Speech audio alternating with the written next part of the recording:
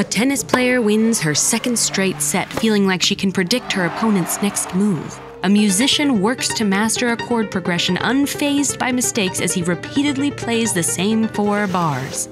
A scientist fails to notice her morning alarm blare from the next room, having analyzed data through the night.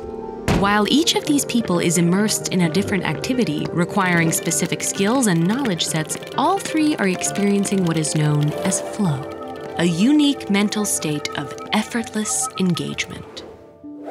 And while you may not be a scientist or professional athlete, anyone can find flow. This is a good thing, as those who more frequently experience flow report higher levels of positive emotions, creativity, and feelings of accomplishment. Further, research has linked it to increased productivity, enhanced learning, and academic achievement. But what exactly is flow? And how can we find it in our daily lives? Flow is more than just concentrating or paying attention. Psychologists go so far as to define flow as an altered state of consciousness, with several defining features. First, those in flow tend to feel so effortlessly engaged in a task that time seems to fly by. They are not easily distracted. In contrast with cycles of procrastination, when it can feel impossible to start an activity, during flow, it can feel difficult to stop. Flow also tends to diminish feelings of worry or self-judgment, in turn fostering creativity. And people report experiencing a sense of oneness with what they're doing, allowing for peak performance. Further, brain imaging studies have shown that flow is accompanied by changes in neural activity, notably in regions that play a role in attention, self-awareness, and self-consciousness. Despite decades of research, many questions still remain. How do the brains of those in flow compare to those in other states of consciousness, like meditation? Does flow arising from physical activities like sports recruit the same brain areas as more mental tasks like writing or math? And scientists are still working to understand why certain activities are more likely to elicit flow than others. While we don't know for sure, there are several theories. For example, people more often report finding flow when doing things they find intrinsically motivating, meaning activities they find purpose, meaning, or enjoyment in.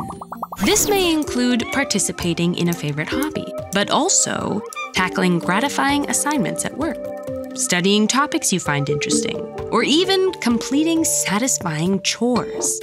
Likewise, it may be more difficult to find flow in tasks you do only because you have to, not because you want to.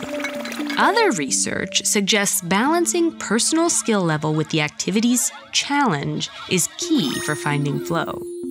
In other words, if a task is too easy, you may get distracted or feel bored. If it's too challenging, you may become discouraged.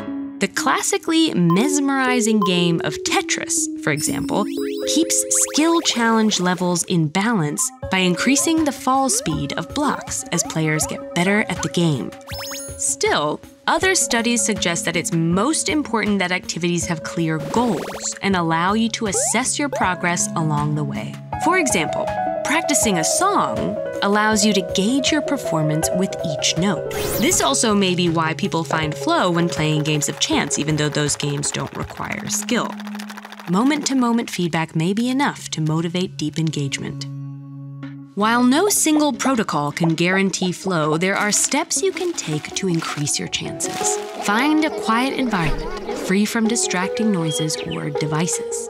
Break your tasks into small, specific segments that are easy to track and learn from. Set clear end goals that are challenging but not frustratingly so. If you find the task to be tedious, set additional parameters to up the stakes. For example, when cleaning your dishes, attempt to finish them all in a certain amount of time. When running, try to keep pace with the beat of a song. Most importantly, and perhaps most frustratingly, don't focus too much on reaching flow. That sort of distraction might just prevent you from finding it. You might find that one obstacle to achieving flow is procrastination. What's really going on in your brain when you're avoiding a task? Find out with this video. Or visit ed.ted.com/buildcharacter for actionable, science-based advice on how to build character.